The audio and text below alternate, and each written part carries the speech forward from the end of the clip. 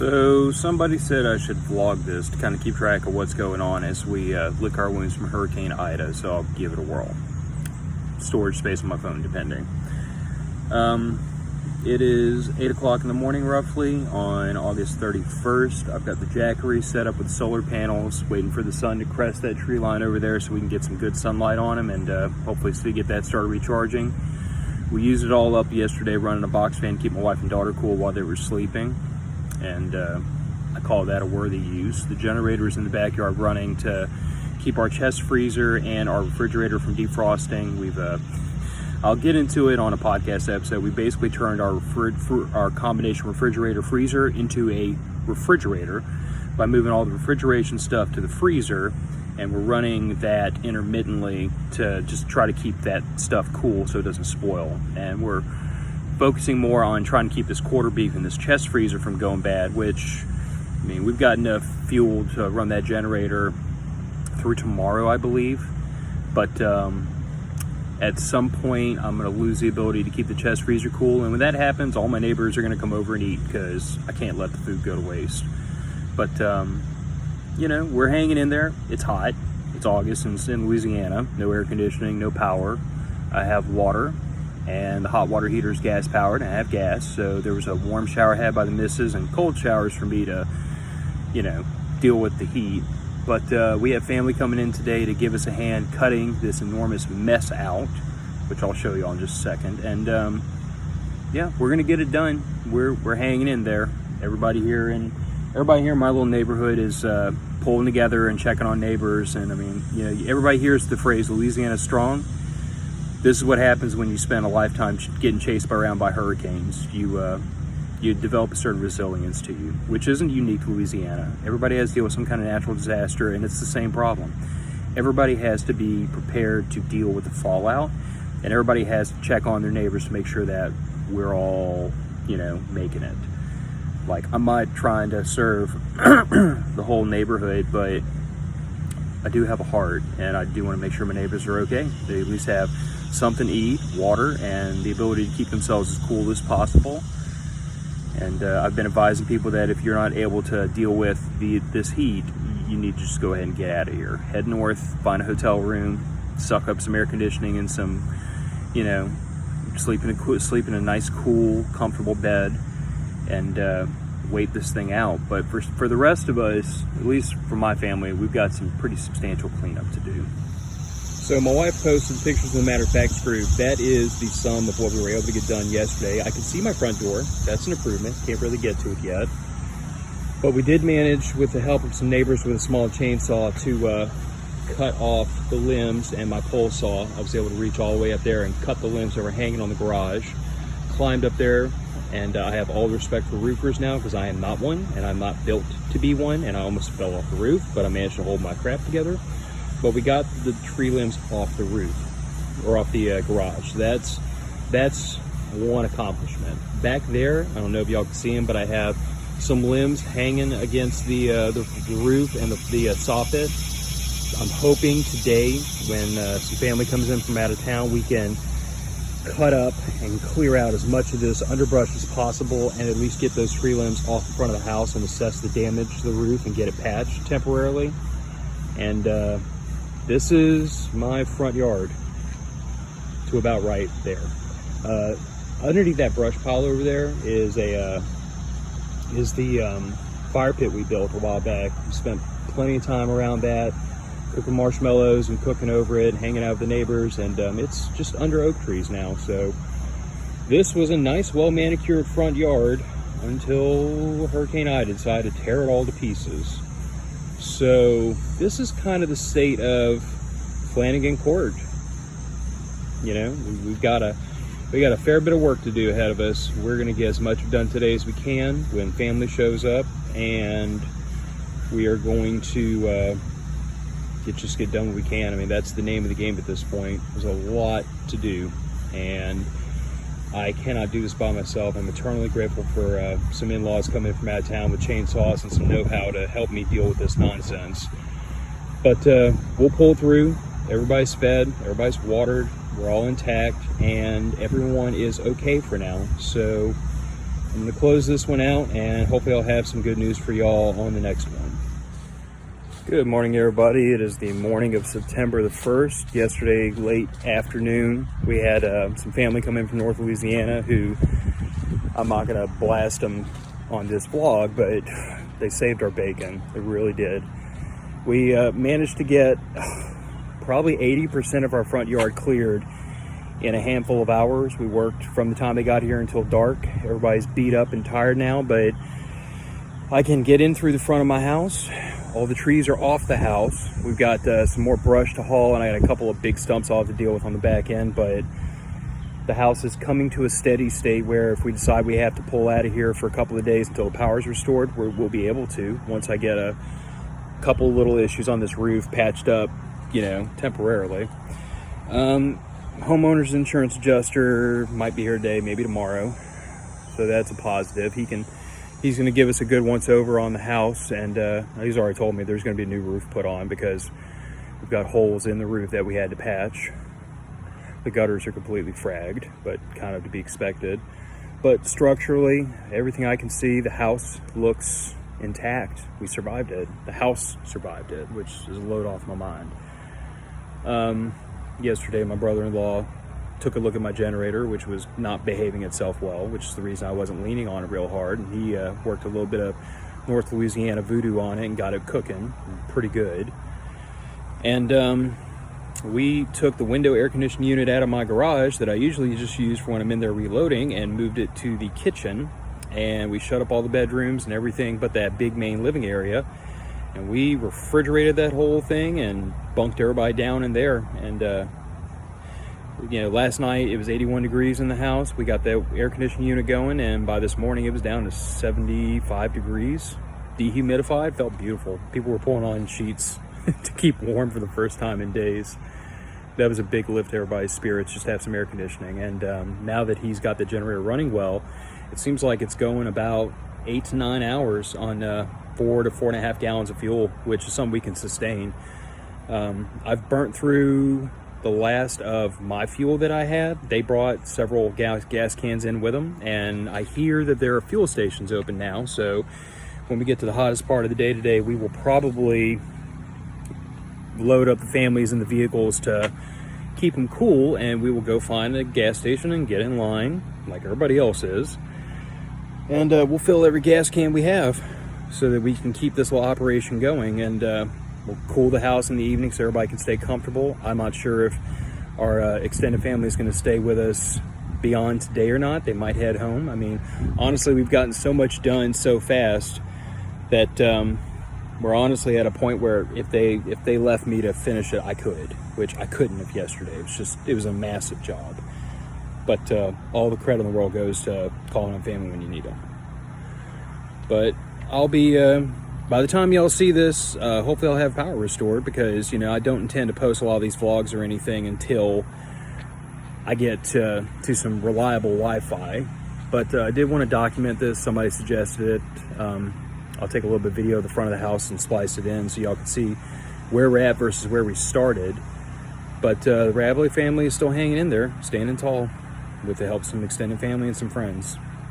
So if I remember to, I will splice in a photo of what we started with, but that is now the brush pile in my front yard. And after one day of butt-kicking work, this is where we're at. I can see the front of my house again. There's no trees leaning against it. We got a bit of brush hauling to do, and hopefully the FEMA or the parish will come by in the intervening weeks to haul this enormous pile out. That pile over there at my neighbor's, which there's a tree snarled up in it, I'm gonna wait till they get back, and we'll buddy up together. They said they might hire somebody to do it. That's up to them.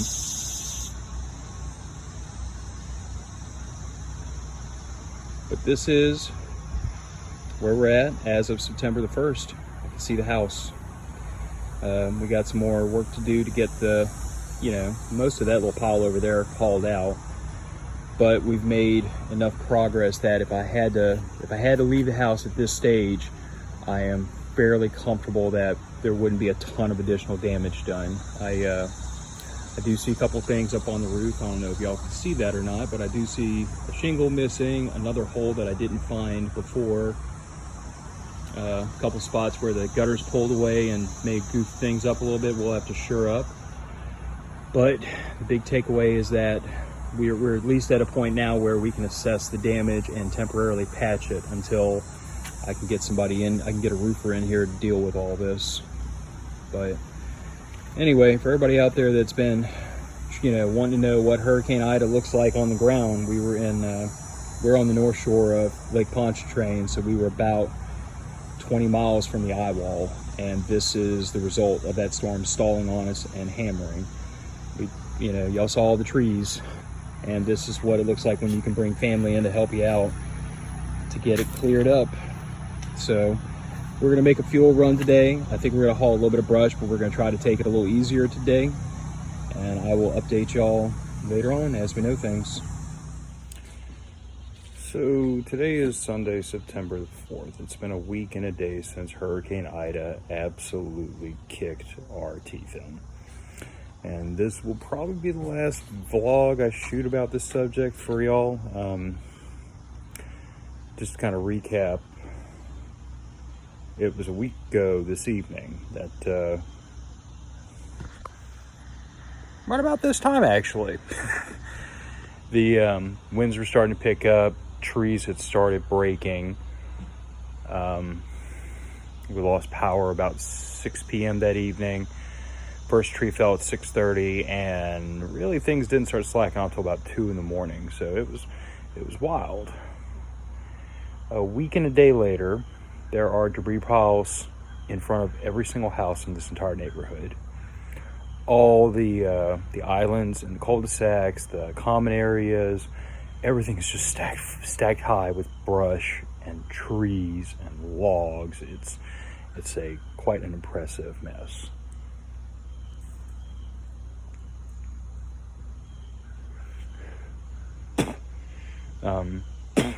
My neighborhood got power back yesterday afternoon, and more than a few neighbors could be heard screaming quite happily throughout the neighborhood.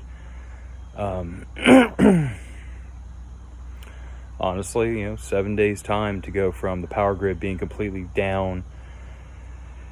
I've seen, just to give you all an idea of like the scope locally, Hurricane Katrina knocked down 11,000 poles for power transmission in Entergy's system, which is one of our local electric companies, the one that my father worked for at the time.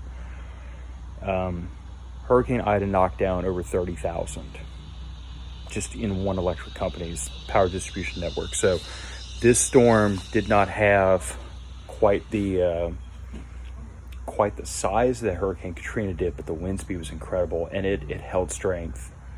That's the thing. Katrina started bleeding strength pretty quickly once she got over land. She was ugly and she was big, but she lost strength. This hurricane was almost still a Category 3 by the time it got to us. And I am quite a bit inland. I'm north of Lake Pontchartrain, for any of those who know Louisiana geography. So this thing did not lose strength, and it just kept eating, and it tore right on through us that morning.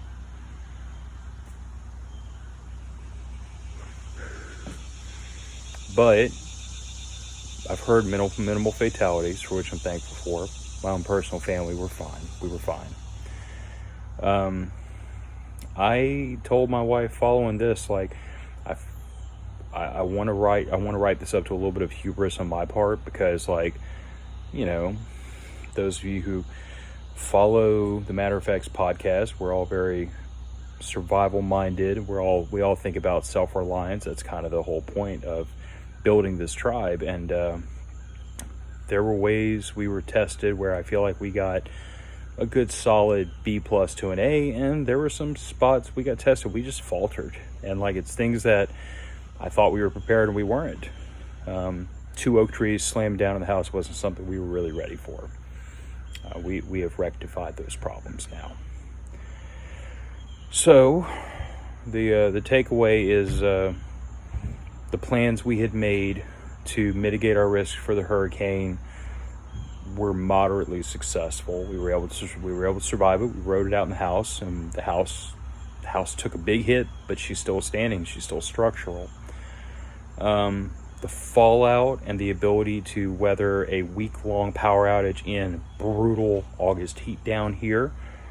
We thought we were ready, and in some ways we weren't. In some ways we weren't. We had I was able to lean on my brother-in-law and sister-in-law that came in from out of town to help us, and some field expedient repairs to my generator got it running a lot better. And once we had that done, and a little bit of power distribution magic with extension cords all over the house, we actually got the house fairly comfortable and livable. And I now have a much better idea of what I need in the future to deal with this kind of a problem. Although I'm thinking the biggest takeaway from all this is another Cat 4 hurricane. If this thing had gone where we thought it was going to go, we wouldn't be here today. This thing changed course, and maybe that is part of the takeaway, is that the next time I have a Cat 4 hurricane come to southeast Louisiana, maybe we all just need to get the hell out of here and have a little vacation, come back and pick the pieces later, not have to sit here and eat the poop sandwich with a spoon like we did this time. But I'm not sure when this is going to post, probably on our YouTube channel and our Instagram, and I'm sure it'll end up on Facebook.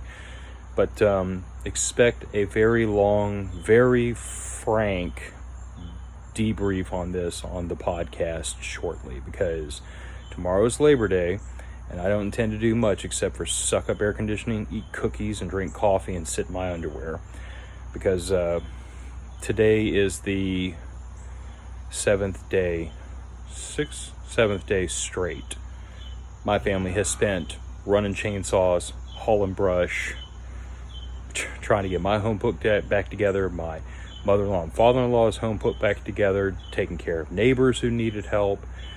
This week has been, my wife said the other day, she said, this week has been the longest month of my life. And we did what we always said we were going to do. We all banded together and we pulled each other out of the fire.